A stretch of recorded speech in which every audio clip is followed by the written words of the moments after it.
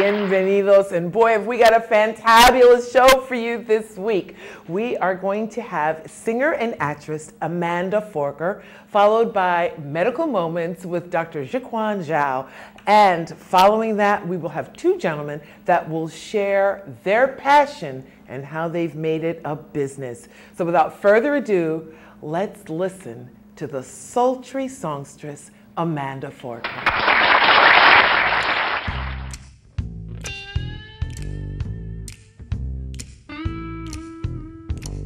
Never know how much I love you, never know how much I care. But when you put your arms around me, I get fever that's so hard to bear. You give me fever with your kisses, fever when you hold me tight, fever in the morning, fever all through the night. Sun lights up the daytime, moon lights up the night. I light up when you call my name, and you know I'm gonna treat you right. You give me fever, ooh, with your kisses, fever when you hold me tight, fever in the morning, fever all through the night. Romeo loved Juliet, Juliet, she felt the same. And when he put his arms around her, he said, Julie, baby, you're my flame, thou givest fever with thy kisses, fever with thy flaming youth. Fever, I'm on fire, fever, yeah, I burn forsooth. Now Captain Smith and Pocahontas had a very mad affair, and when her daddy tried to kill him, she said, Daddy, oh, don't you dare. He gives me fever with his kisses, fever when he holds me tight, fever, I'm his missus, Daddy better treat him right. Now you listen to my story, here's the point that I have made. Chicks were born to give you fever, be it Fahrenheit or centigrade. We give you fever with our kisses, fever if you live you learn. Fever till you sizzle, what a lovely way to burn. What a lovely way to burn. To burn.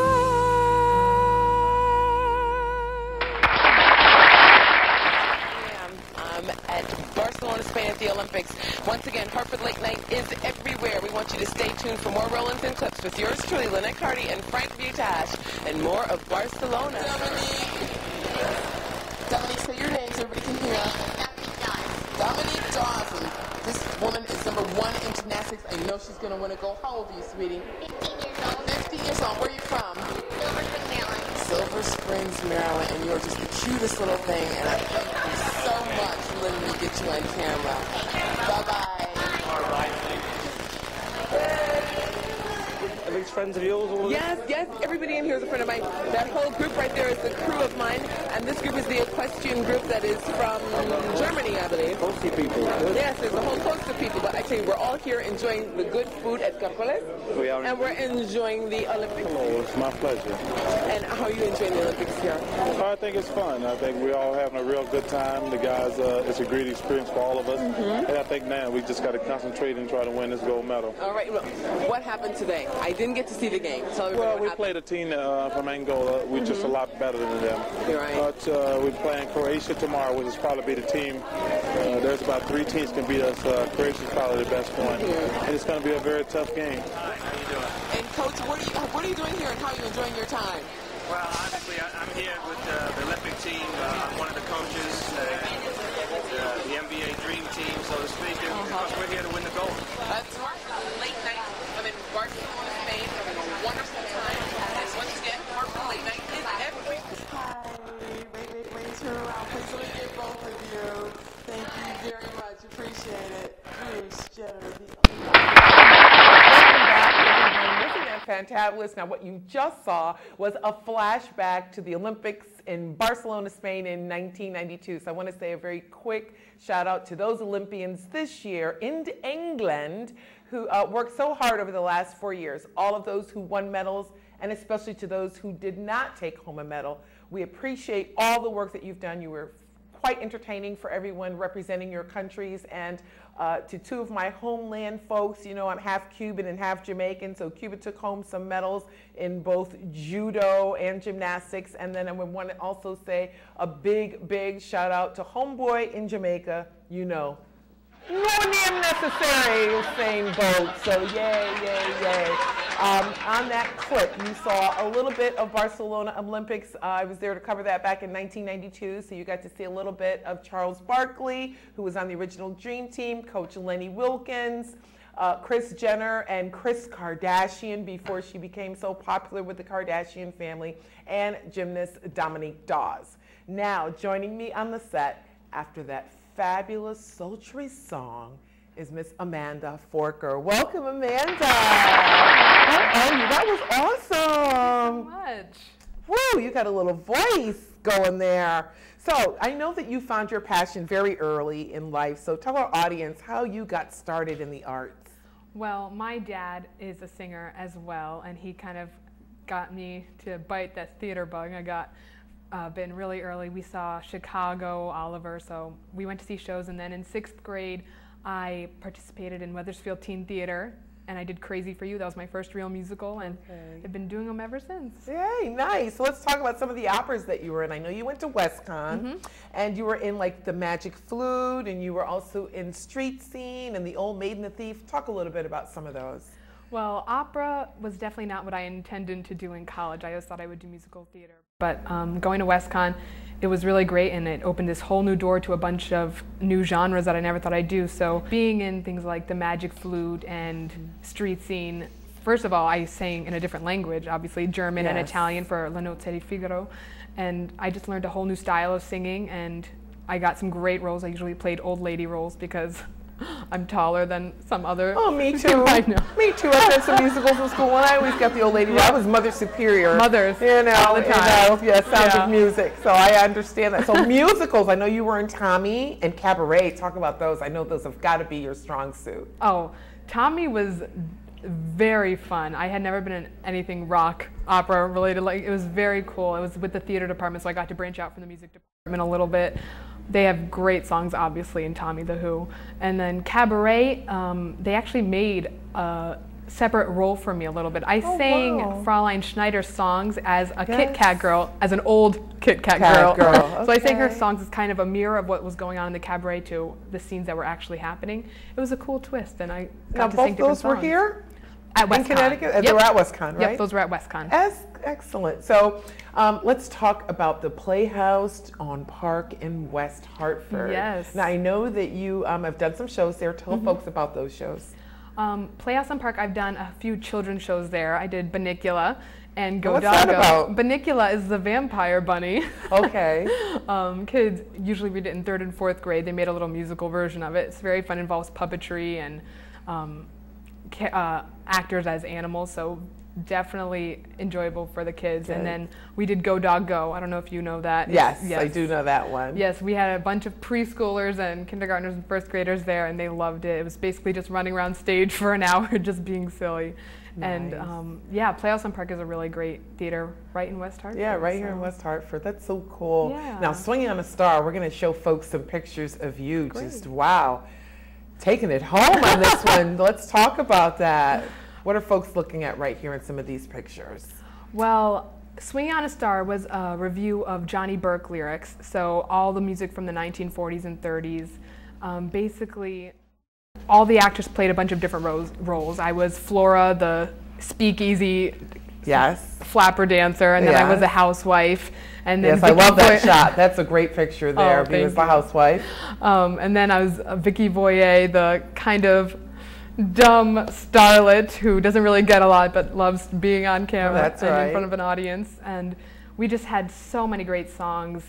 Pennies from Heaven, Swinging on a Star, of course, Here's That Rainy Day. So it was a great way for audiences. We had a bit of an older audience, so they just loved hearing the music. Yeah. And it was a really fun And a little production. dance in there too. Yes. So that's what's really Yeah. nice. That's what's really nice. And I know you have something really exciting on the horizon. You've got a burlesque comedy show coming up. Directed by Darlene Zoller, correct? It's called Mama D's Outrageous Romp. Okay. It's a late night extravaganza. They're doing it in the theater before the season really starts. It's kind of starting off our 4th season there. It's just going to be a night of dancing. We just started rehearsing, and she already has her dancers from Stop Time Theater come in, and they are amazing. They're doing songs to, burlesque from the movie with Sharon Christina Aguilera. And we're going to be singing songs. I'm kind of going to be co-hosting, sidekick a little bit. And it's going to be a great time. It's September 14th and 15th at 10:30 p.m. BYOB. Okay, cool. Only $10. It's going to be really fun. That's going to be awesome. Yeah. Thank you so much for coming on the program, Oh, Amanda. thank you for having me. You are awesome. You guys can find Amanda at Falsetti's Music Store in West Hartford every Friday night from 5:30 to 7:30. And a big, big shout out to her pal, Rich Wagner, who did all those wonderful photos. Stay with us. We'll be right back.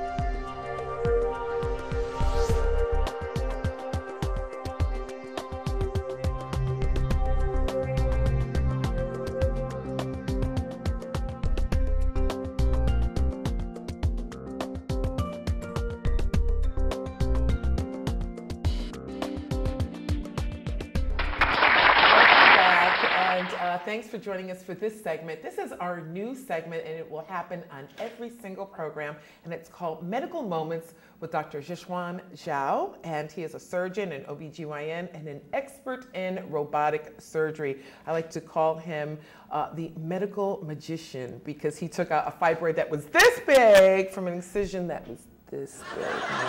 So please join me in welcoming Dr. Zhao. Thank you for the compliment.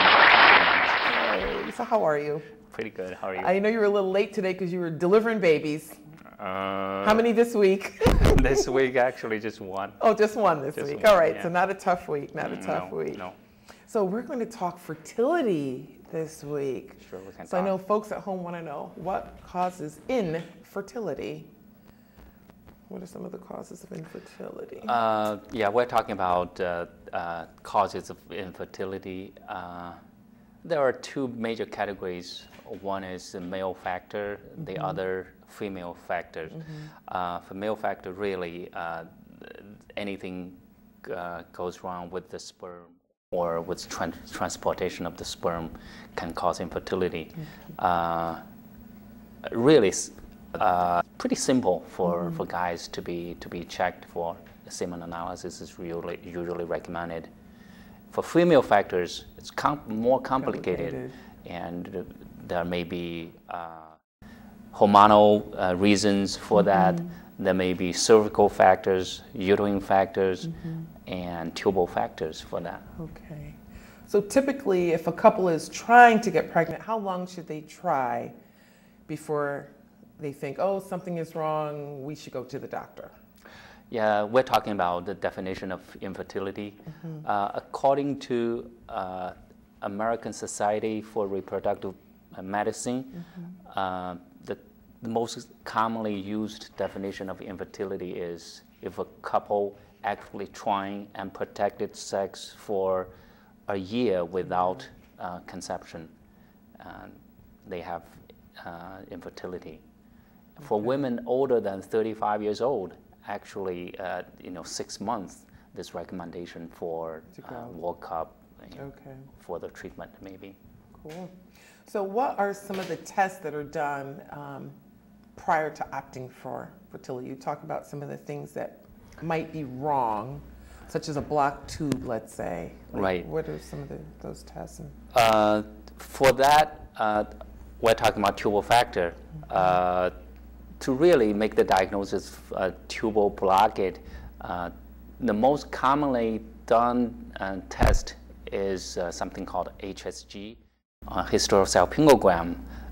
Some dye contrast is injected through the cervix, and then there's X-ray taken on the lower abdomen. So if there's spillage of the dye, the tubes are good. If there's no spillage, then the tube is blocked. And with this test, the shape of the uterine cavity can be also assessed. So if there's anything inside the uterine cavity that may be in the way, it can be seen also. Like a fibroid? Yes. The other test for that would be something through laparoscopy. You can inject some dye through the cervix and visually look at the ends of both tubes, see if there's any spillage of the dye coming out of that during laparoscopy. Okay, cool. So let's talk about some of the fertility treatments that are out there. What types of methods, medications, injections? Treatments all depends on the causes of infertility. For tubal factors, commonly, you have to really, during laparoscopy, if there's scarring formation, you try to really take this down. A lot of times, tubal blockage is not easily fixed. Yeah. For hormonal reasons, you try to really adjust. Hormonal reasons a lot of times involve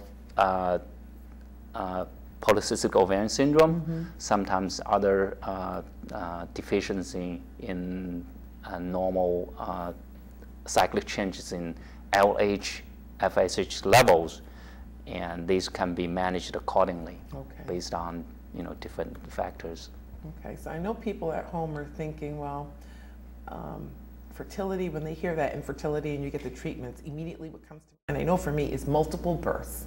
So how risky is having more than one baby? And I guess twins aren't bad, maybe even triplets, but nobody wants to have 7 or 8 or 9. Well, that's a little too many at once. Yes. So how risky is that? For those who have ovulation concern, meaning they are not really producing eggs, some medications can be given to induce ovulation. Commonly used, you have oral agents such as clomiphene or Clomid. There's another type called aromatase inhibitors. Letrozole is an example. These can be given. Risk for multiple births is really not great with these oral agents. For Clomid, better studied, the risk is really about 5 to 8%. And women can also be given gonadotropin. It's a hormone that is commonly used for ovulation induction. The risk for multiple births is higher. It's about 15 to 30%. Can be really high. Okay, very good. So we're going to take a quick break and come back. And when we come back, Dr. Zhao is going to share some important information for baby boomers. So if you were born between the years of 1945 and 1965, don't touch that remote. Please stay with us.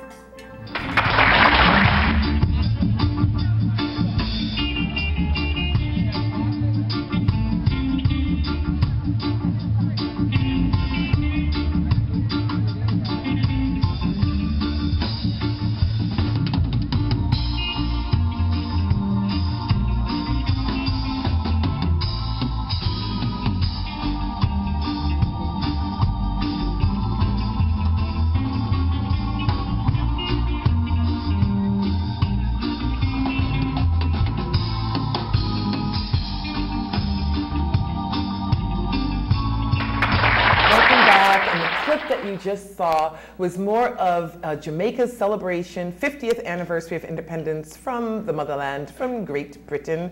And it was here in Hartford, and it was fabulous, as you can see. It was fabulous. So welcome back. I'm here with Dr. Zhiquan Zhao for the medical moments, and we were talking about infertility.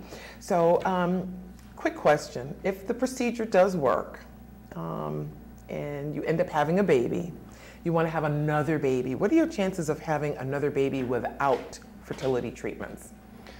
It all depends on initially what was identified as the cause of infertility. Okay, the first time. Some, yes. factors are recurrent, or something that will persist. For example, tubal factors. Right. Some others may be overcome. Depends on how the mother is doing after the pregnancy. Okay.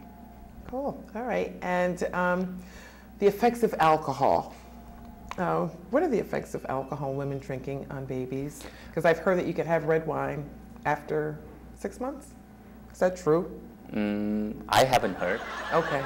I believe alcohol will reduce one's chance for successful pregnancy. Mm-hmm. And I doubt there's really strong data on exact how much risky it is. Mm-hmm. But alcohol is also associated with different abnormalities in the fetus. The most well-known is fetal alcohol syndrome. Okay. So alcohol is not recommended in women during pregnancy or prior to conception. But a lot of people do consume before they Certainly, yes. I'd say about half the population. Just a guess. I don't have any statistics on that. I'm teasing. All right, last question on fertility. How old is too old to get pregnant? I have seen women during the pregnancy when they're 40 plus years old. Okay. So it all depends. I don't think we have a cutoff on that. If somebody desires to conceive, I think it will have to go with the reproductive specialists. Okay. Now let's talk about the CDC and what they had to say about baby boomers. So if you were born between 1945 and 1965, they're saying you need to run to the doctor. So folks, I'm sure at home want to know why, if they were born in that window of time. Yes, CDC has recently come up with a recommendation that those individuals born during the year of 1945 to 1965 to have at least one screening test for hepatitis B. Part of the concern is these individuals, women and B or C? men. B, C. Hepatitis C? Hepatitis C. C, okay. Hepatitis C are at increased risk for hepatitis C without being known. The risks associated with that are complicated, and I don't know exactly why, but certainly at that time we didn't have knowledge about hepatitis C, and individuals born at that time were at more risk to exposure to the disease. Yeah, I'm one of those people. So it would be something smart to do. Yeah, I guess I'll make my appointment. I'm one of those people. I'm a baby boomer, so does it require a needle? I think so. It's a blood test. Oh, okay. Yeah, right. Even though it is recommended, one's risk, for those baby boomers is only 1 out of 30. It's pretty high than the general population, but 1 out of 30, it's a chance. Okay, I'll go and get checked. All right, Dr. Zhao, I want to thank you so much for joining us today and for taking the ow out of medicine. And on our next show, Dr. Zhao will be talking about his favorite thing, babies. So we're going to take a quick break here, but when we come back, you'll get to hear from two gentlemen who took their passion and really spiritually making it happen for themselves. Really happy with it. They put the L in libation. So stay with us. We'll be right back.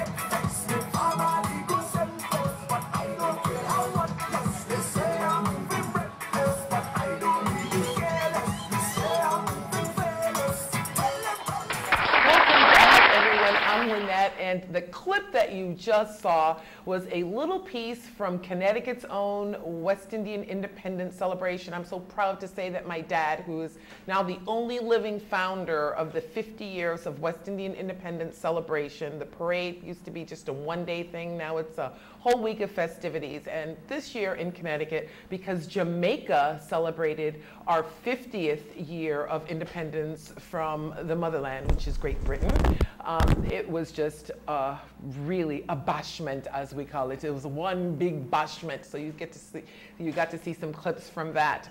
I would like to say also to all the folks out there, if you know somebody that is Jamaican, I guarantee you they have a child that was born in between 1962 and 1964. There was a whole lot of celebrating going on during that time. And as we say, thanks to Ray and nephew Appleton and Red Stripe Beer, a whole lot of babies were born. They're responsible for about half the population. Now, speaking of libations, please join me in welcoming to the studio the two gentlemen I was telling you about that took a dream and their passion, and now they're making a whole lot of money, and they're very happy about it. Please join me in welcoming Adam von Gootkin and Peter Kowalczyk. Thank you very much for having us. It's great to be here. Great to have you guys. Awesome, awesome, awesome. So you guys are like rags to riches. We started our own little thing going on. First, I know you met at a party, correct? Yeah, we did, yeah. And then you started a recording studio. Tell us about that. Yeah, we were just, we were kind of in a position where we didn't want to go the typical safe route. We didn't want to do the cubicle thing. Yes. And so, after we kind of decided that college wasn't really for us, we decided to go in a different direction, which was riskier. There were times when it's certainly scary. But we decided let's follow our passions. Let's do what we want to do. Let's do what we feel like we can do and would like to get into. And so that kind of caused us to get into the music industry, and one thing led to another, and eventually we opened up our recording studio, which was called Onyx Sound Lab in Manchester. In Manchester. So who are some of the people that you've had come and record, and you've had some... we worked with some of the girls from Destiny's Child, some of the girls from Pussycat Dolls. Yeah. Just Leonard Skinner. Leonard Skinner, some big names. You just go, some of the girls from Destiny's Child, some of the Pussycat Dolls. Those are some really big names. I think that is awesome. And hundreds of local artists, too, from all around Connecticut and New York and Massachusetts. So it was fun. We did it for years. We really enjoyed it. We still do some production and stuff, but after a while, it just got a little bit stale creatively for us, and we wanted to start making something with our hands again. We wanted to start producing something that was physical, that you could touch, and in this case, a drink. All right, so let's talk about that. Because, moonshine is I think that's probably as old as you can get for liquor. Or is rubbing alcohol before that. Or after that. That's as old as you can get. Yeah, so how did you get started with Onyx Moonshine? Well, this was basically the recipe for this has been being made in New England for like 300-400 years. When you think about it, there's only two spirits that are authentically American: bourbon and American moonshine. And a lot of people think of moonshine as being strictly a Southern thing. And part of what this is about for us is to show people. By the way, this is a bottle for you. Yeah. Oh, I love gifts. Yeah. Oh, I'll just put this away for later. Thank you. Thank you very much.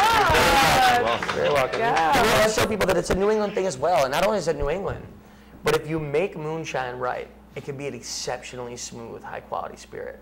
And so that's what we're trying to show people. We walked into a liquor store one day, and we were just frustrated with the fact that we didn't see any locally made spirits. So that's how you got started. So you went home and started cooking. Yeah. So tell us about the honey and the apple and the spicy wood undertones and all the things that go into this. Absolutely, yeah. So basically what we use for the recipe is 50% corn, 50% malted grain, and Connecticut spring water. And basically with making whiskey or even vodka, you start off with essentially what's a beer base, kind of a grainy oatmeal kind of thing in a big tank that ferments. And the distillation process heats the mash and separates the alcohol from the other stuff that you don't want to drink. And we're left with moonshine. This is straight out of the still. This batch here is probably only a few days old, so it's very, very fresh. Wow. And when you sip it, because there's corn, you get some kind of aromas of, you get a little bit of an apple, a little bit of a honey scent, and it's got almost a bourbon flavor to it when you first sip it. The finish is very Scotch-like from the malted grains that we use. So you have a bourbon on the front, kind of a Scotch finish. But at the end of the day, it mixes into cocktails better than vodka does. Awesome. So Peter, what part do you play in this whole mixing and matching and getting everything just right? Yeah, well, there's only about 5 of us in the whole company, so we all pretty much have to do a little bit of everything. But I primarily do the production and the operations side of things. Adam does most of the sales and public relations type stuff. I think that's awesome. Now, I've had it, and I shared that with you right before we started rolling tape, and it is awesome. I had it with a mixture of blueberries. I think it was blueberry and lemonade. And lemonade, and it was just... It has a pillow soft texture, yes indeed, and it will lay you down. So how do you refine it? Well, it's 80 proof. At the end of the day, it's the same proof as any whiskey or vodka or rum.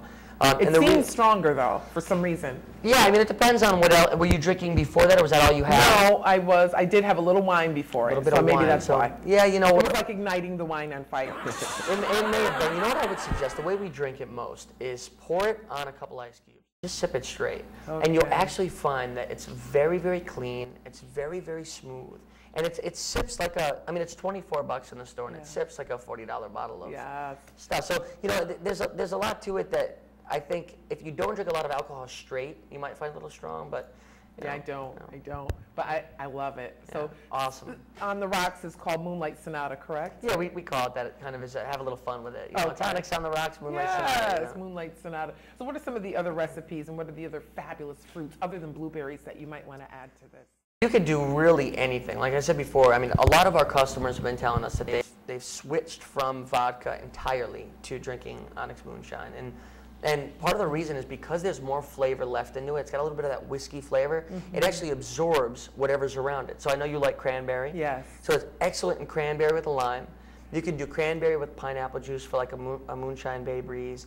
You can mix it with ginger ale. Root beer is pretty cool. It kind of tastes like chocolate when it's mixed in root beer. Or you can get really fancy with it. You can do like a mojito with muddled limes and mint leaves. It's our Cuban drink, mojito. Yeah. All right, so Peter, tell our folks really about the essence of getting this whole thing off the ground, how long it took from start to finish, and how folks at home can take something that they are really good at or a passion that they have and how they can have it be a life's work for them. Yeah, well, you know, the whole process for us from start to actually opening, that was about 3 years. So it's not something that, pretty much anything in life I think that is important isn't going to happen overnight. So.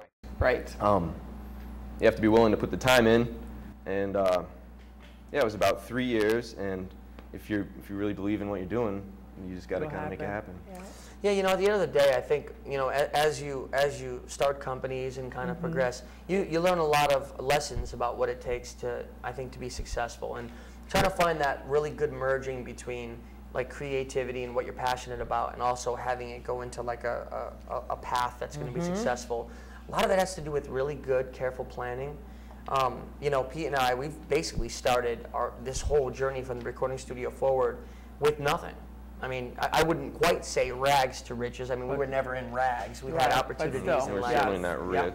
Yeah, exactly. So we started with very, very little, and we built things up. For example, with the moonshine, I mean, we were delivering it out of the trunk of the car for the first few months. We didn't have a distributor. So we were going account after account. And it's the best thing that ever happened to us, because now that we have distribution, we have these great relationships with restaurant owners and bartenders and store owners.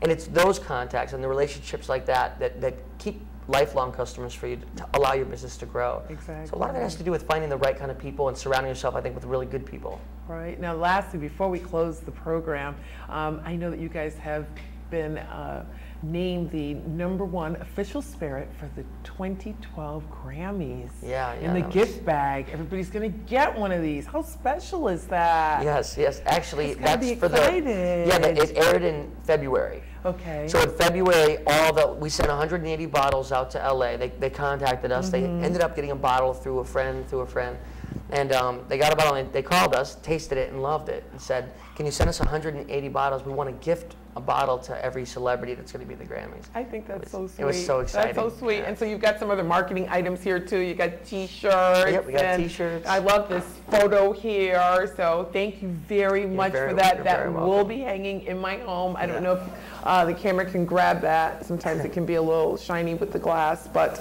thank you guys so much for coming on. And for those of you at home, go after your passion, go after your dream, whatever that may be. A big thanks to you guys. And from the first segment, I want to thank Amanda Forker for coming on, and Dr. Zhiquan Zhao from our Medical Moments, and of course, Adam von Gootkin and Peter Kowalczyk. I also want to say a big thanks to Naisha McCauley and to Armando, who are my crew, and they do everything for me. Thank you. And to Amy, who helped pull some of these pictures and things together that you saw in this segment. Thank you. I thank you, my audience, for watching, and we will see you on the next program. And remember, I love you more than I love cooked food. See you on the next one.